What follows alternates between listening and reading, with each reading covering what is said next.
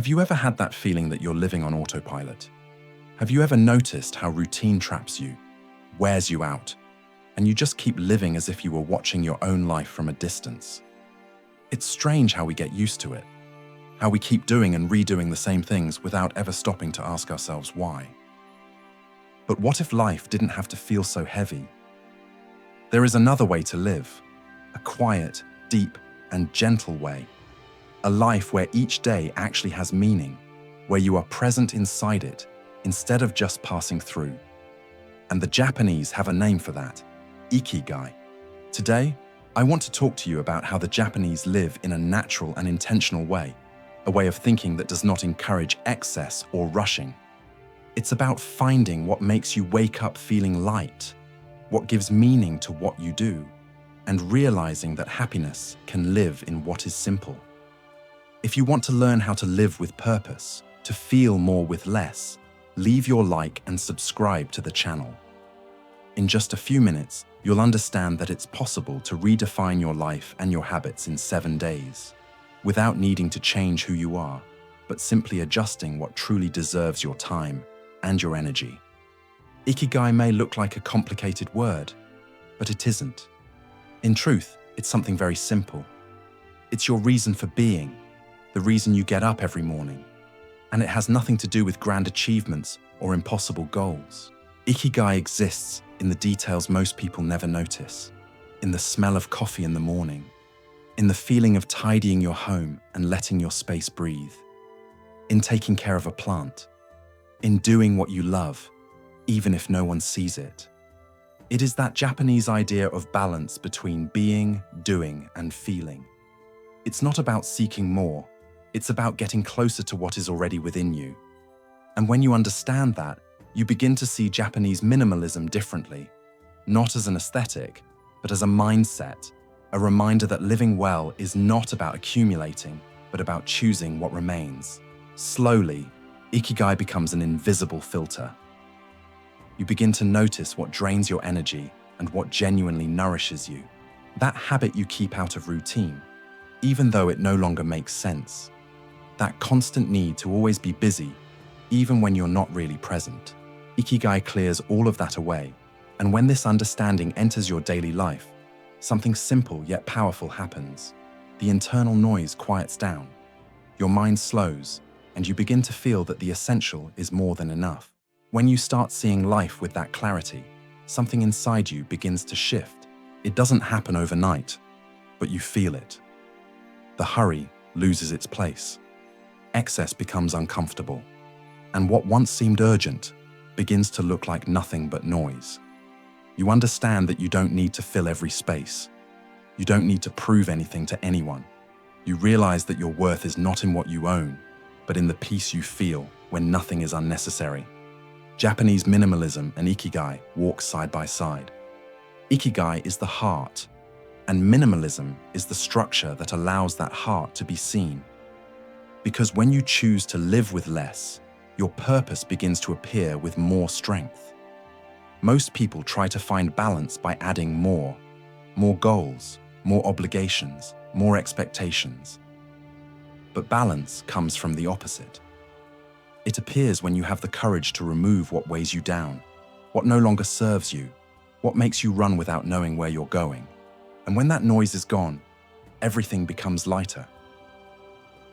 You start to hear your own thoughts, and they finally make sense.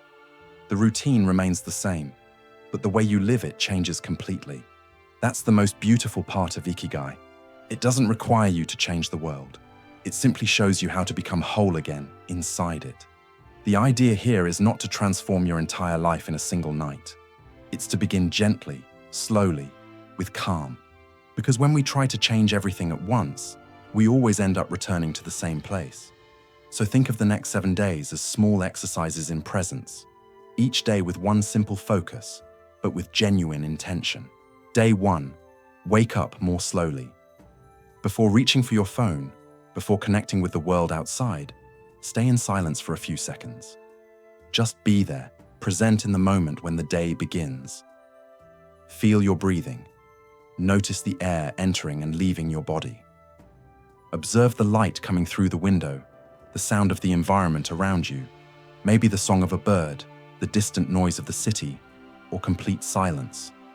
There's no need to meditate or follow any specific technique. The proposal is simply to remember that life begins before notifications, before messages, before the rush. This small space of presence, even if it lasts only 1 minute, can change the way you connect with the rest of your day.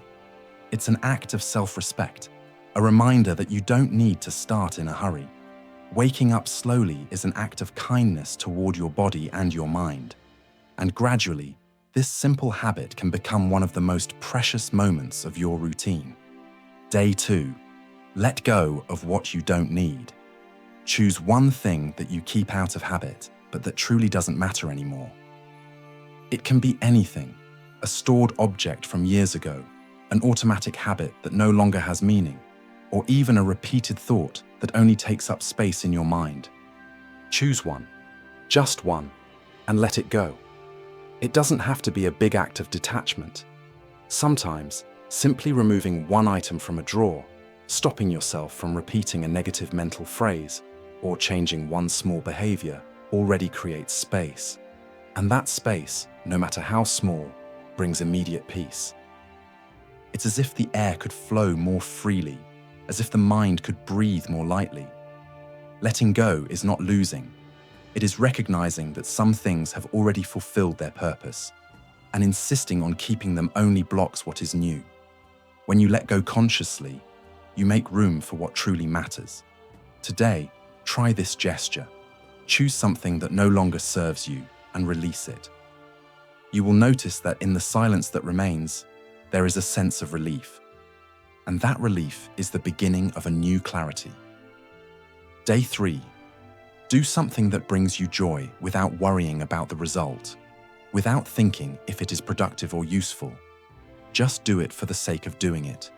It could be cooking without rushing, painting without technique, writing with no intention of showing anyone, or simply walking with no destination. The important thing is allowing yourself this moment of freedom, in which doing is not tied to goals, demands, or expectations. We are so conditioned to turn everything into a task, into performance, that we forget how good it feels to do something simply because we enjoy it, because it feels good. This kind of activity, free from judgment, reconnects us with an essential part of ourselves, the part that knows how to play, create, explore, without fear of making mistakes. This is the moment to remember that time also exists for simply being, not just producing. That living is not only about fulfilling functions, but also sensing, experiencing, allowing. Today, choose something that brings you joy and immerse yourself in it fully, without hurry, without purpose, beyond the act itself. You will notice that in these moments of presence, there is a rare and deeply necessary lightness. Because sometimes, what seems to serve no purpose is exactly what nourishes us most from within. Day 4. Organize one small corner of your home, just one. But do it with attention. As you tidy, notice what you choose to keep. Ask yourself what still represents who you are today.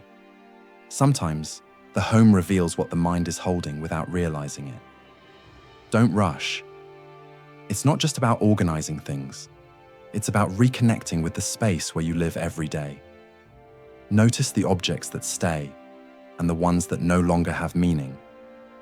Every item tells a story, but not all stories need to continue with you. Create space. Let lightness enter. When you choose what remains, your home begins to reflect who you are, not who you were, nor who others expect you to be. Organization is not aesthetic, it is emotional.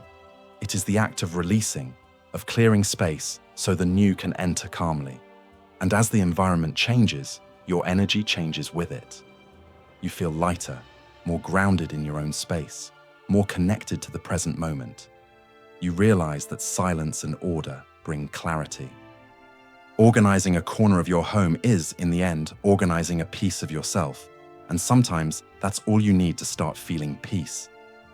Day 5. Prepare a simple meal with calm, with presence, as if it were a small ritual of care. The way you cook is also a way of turning energy into tranquility. Feel each movement, the sound of water, the aroma of seasonings, the texture of the ingredients. Don't rush. Don't do it to impress. Do it to feel. When you cook with attention, time shifts. Everything becomes softer, more alive, more real. The dish doesn't matter. Your intention does. The simple act of preparing your own food is a silent way of expressing gratitude for life. It is an act of love, perhaps one of the oldest and truest. As you stir, chop, or heat, notice how your body responds. Your breathing slows, the mind calms, the heart aligns. Cooking is not just feeding the body, it is nourishing the spirit. It is returning presence to a moment that most people rush through. When you eat the meal you prepared with care, you feel the difference. The food feels more alive, closer to you. In the end, preparing a simple meal is more than cooking. It is a silent reminder that taking care of yourself is also a form of love. Day 6. Speak less, listen more. Not only to others, listen to yourself. Silence is a natural filter. You will notice how much energy we waste trying to prove things that no one is asking for. Day 7. Be grateful, truly grateful.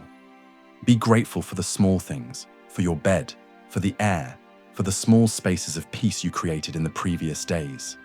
Real gratitude is the glue that keeps Ikigai alive. Over these 7 days, you will realize that it is not about changing the world. It is about changing the way you live inside it. After you experience this sense of calm, you no longer want to return to the chaos. When you start applying these small changes, something unexpected happens. Things don't become easier. They become clearer, and that clarity changes everything. You start noticing that the same situations are still there, but you respond to them differently. What used to irritate you just passes by. What used to make you anxious no longer weighs the same way. It's as if the world remains loud, but you learn how to adjust the volume. That is the real strength of Ikigai. It doesn't remove you from the chaos. It simply teaches you not to be part of it. You begin to do less, and everything seems to flow better. Conversations become more sincere. Your home feels like it is breathing with you. Even the way you walk changes, lighter, more grounded in the moment. And this is the point where Japanese minimalism stops being an aesthetic and becomes awareness. You realize that the essential was always there, but your eyes were too tired to see it. There is no secret to this. It is simply a choice to live with a little more calm, a little more truth, a little less noise. Peace doesn't arrive from the outside. It grows from an internal space that you learn to protect little by little. And once that space exists, everything around you begins to reorganize itself, naturally, without force, without pressure, without formulas, just presence, and the kind of happiness that does not depend on anything grand. Now answer something honestly. Do you want to continue running, trying to fit more and more into your days? Or do you want to start living with intention, choosing what truly has value? Ikigai doesn't need to be mystical or difficult. It only asks that you return to yourself, without rushing, without perfection, without so much weight. Because life is too short to be lived on autopilot, and too long to be wasted on what does not bring peace. Maybe what you're missing is not motivation. Maybe it's silence. Maybe what you lack is not more time. Maybe it's focus on what truly matters. And maybe what you have been searching for has never been out there, in some new beginning. But inside the simplicity you've been avoiding because you believed it was too little. When you choose the essential, everything changes. Your home changes. Your body understands. Your mind breathes. And in a quiet and natural way, you begin to belong to your own life without forcing anything. If this made sense to you, if it awakened something inside you, comment below, "I choose the essential." If you enjoyed this video, Don't forget to like, share, and subscribe to the channel. Thank you for watching, and see you in the next video.